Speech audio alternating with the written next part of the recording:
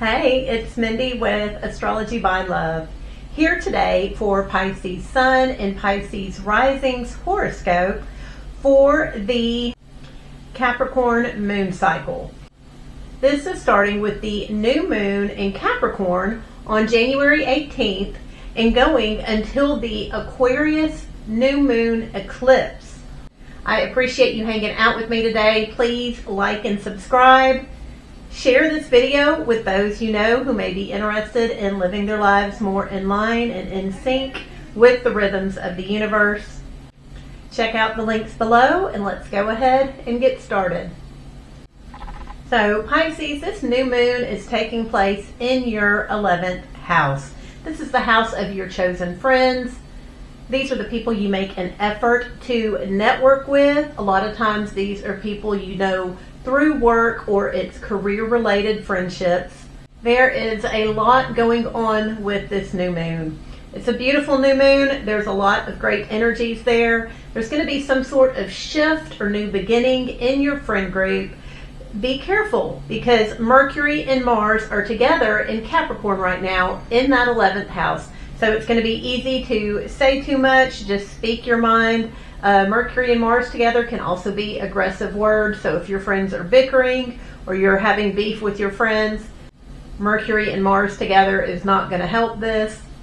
This new moon is also sextiling Saturn and Neptune in your first house. Saturn and Neptune in your first house is causing you to feel restricted and also very sensitive. This is a bit of an uncomfortable combination. It's a beautiful energy. Under this new moon, Pisces, it would be great to pray, to do some yoga, some sort of structured spiritual activity. This new moon is also trine Uranus, which is in your third house. Your neighbors have been crazy. You've been all over the road these past 7 years. Sibling relationships may be difficult or distant. And this is being triggered with this new moon, this new start as well. And Venus and Pluto are together in your 12th house. You are obsessed with having fun. You are obsessed with making money. You have a new bit of a psychic sense that you are probably getting used to at this point. Pluto will be there for the next 18 years. This bit of psychic vision that you have will be there for a while. And all these energies are getting stimulated under this new moon. Also on the 18th, with this new moon, Mercury is conjoining Mars, then it is sextiling Saturn, and then it is trining Uranus. So this is the way you speak, the way you think. This is in your 11th house. Communication with friends will be all over the place that day. You may feel angry or passionate and then want to communicate structures or boundaries that you may have, and then once the conversation takes place, just everything gets thrown out the window and you have a conversation that's authentic, a little crazy, but it gets the point across. Then on January 19th, the sun moves into Aquarius.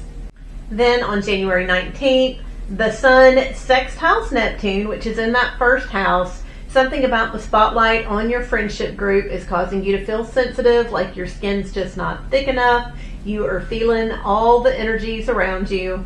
Then Venus conjuncts Pluto exact.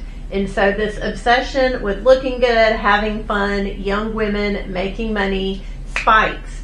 You may not understand it. You may not realize why you're thinking about this. This is taking place in your 12th house, the subconscious mind, the area of your life you can't see.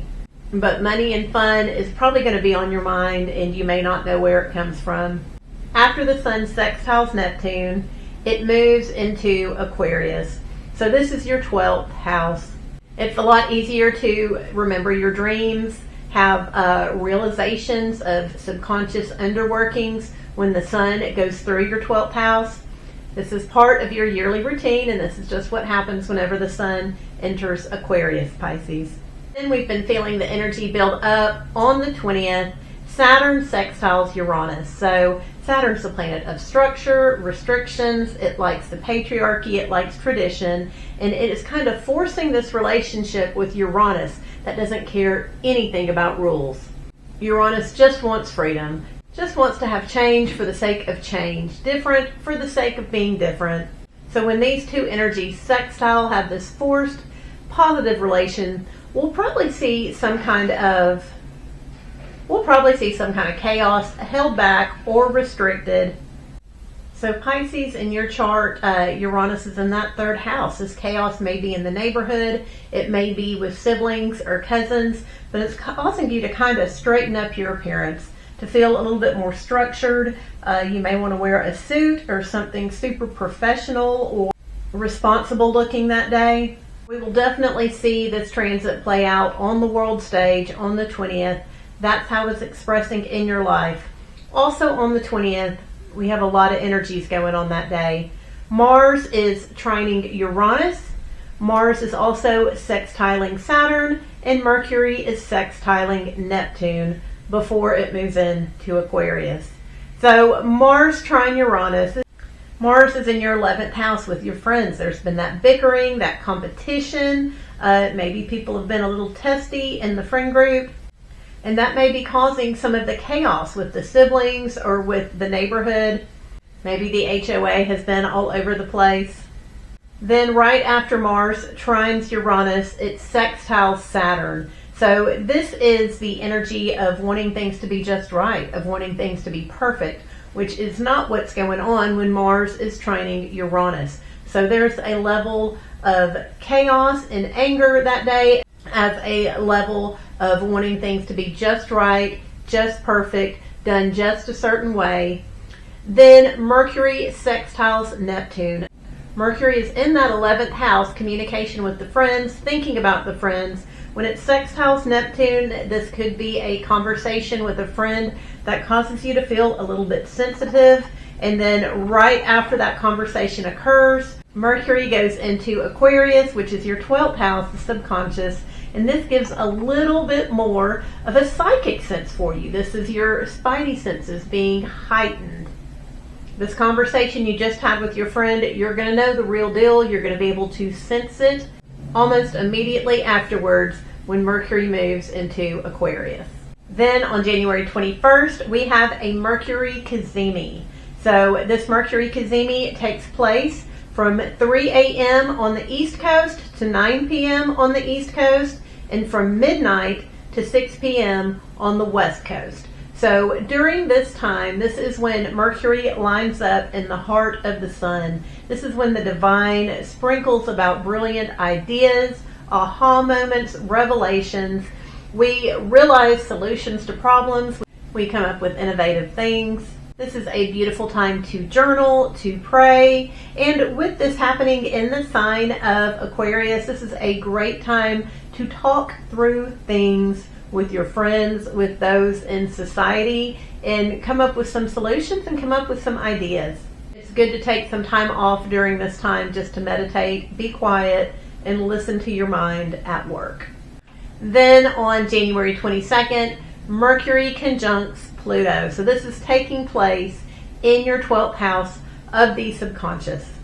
Listen to your intuition today. If you have a sense about something or a knowing, it is on point. Mercury and Pluto together, no matter what houses it's in, can cause some psychic intuition, but especially in the 12th house, which is where it is in your chart, Pisces.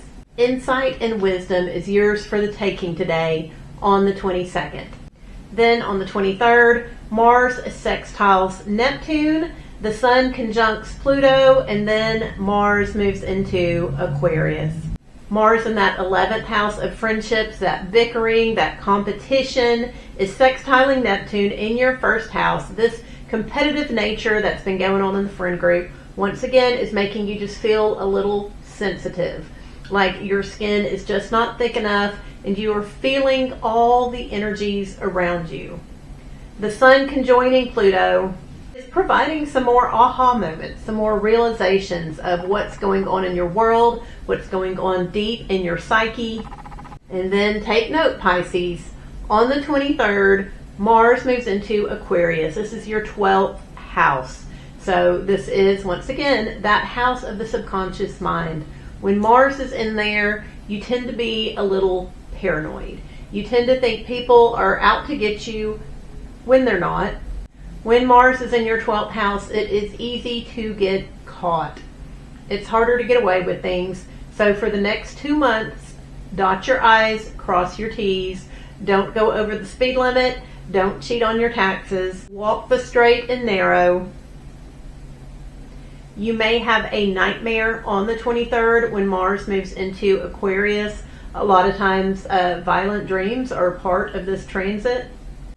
This too shall pass, Pisces. So Mars will be there for the next 2 months. Hang in there. Then for the next few days, Pisces, you're going to be feeling this. On January 26th, Neptune moves into Aries. So Neptune has been in Pisces the past 13 years, making you extra sensitive. With its shift into Aries, you're going to feel a little bit stronger. You're going to feel less sensitive. Like maybe you can go out there in the big icky world and not have to feel everybody's energies. When Neptune is in your second house, money becomes a spiritual matter for you. Instead of just impulsively spending like Aries on the cusp of the second house normally does, Neptune there will require your money to be used for good, for spiritual purposes, for helping people, for helping the needy. Neptune will be there for the next 13 years, so you'll be getting used to this energy soon enough, Pisces. Then on the 26th and 27th, you are going to be feeling the energy potentially of rage. So Mars is conjoining Pluto. When these two planets come together, the potential for violence is there. This is taking place in that 12th house, the house of the subconscious. It is going to be so easy for you to be triggered on the 26th and the 27th. Please remember, murder is still illegal in all 50 states. You're not going to do it anyways, but you may fantasize about it on the 27th, Pisces. Then on the 29th, we have a little bit of an easier energy coming through that subconscious portion of your mind. Mercury conjoins Venus. So this is sweet words, sweet thoughts. This is potentially a great time to hang out with your siblings, go on car trips. Going on a day trip probably sounds very fun that day. The energy of Mars and Pluto is still lingering in the background, but Venus and Mercury together in your 12th house is a nice pause and a nice refresher from that energy. Then on February 1st, we have the full moon in Leo. Something may be manifesting in regards to health matters or coming to a completion in regards to daily routines, health practices. Your physical health is being highlighted under this full moon. Just something good for you to think about and take care of, because so much has been going on in your subconscious mind lately that your mental health has probably been your priority. So pay attention to your physical health on the full moon on the 1st, and we can get back to your mental health shortly thereafter. Also on the 1st, it is 30 days before the Virgo eclipse. So pay attention on the 1st. Something's going to happen that'll be unusual, maybe out of the blue, and that's a little bit of foreshadowing. That's going to tell you what you can expect with the Virgo eclipse. Now, eclipse energy sometimes takes weeks or months to play out. Some event or conversation will happen on the 1st to give you a hint of what to expect. Then we're feeling the energy and the ground underneath us shift again. On February 3rd, Uranus stations. It stands still in the sky, getting ready to head direct. So Uranus is starting its march to leave Taurus.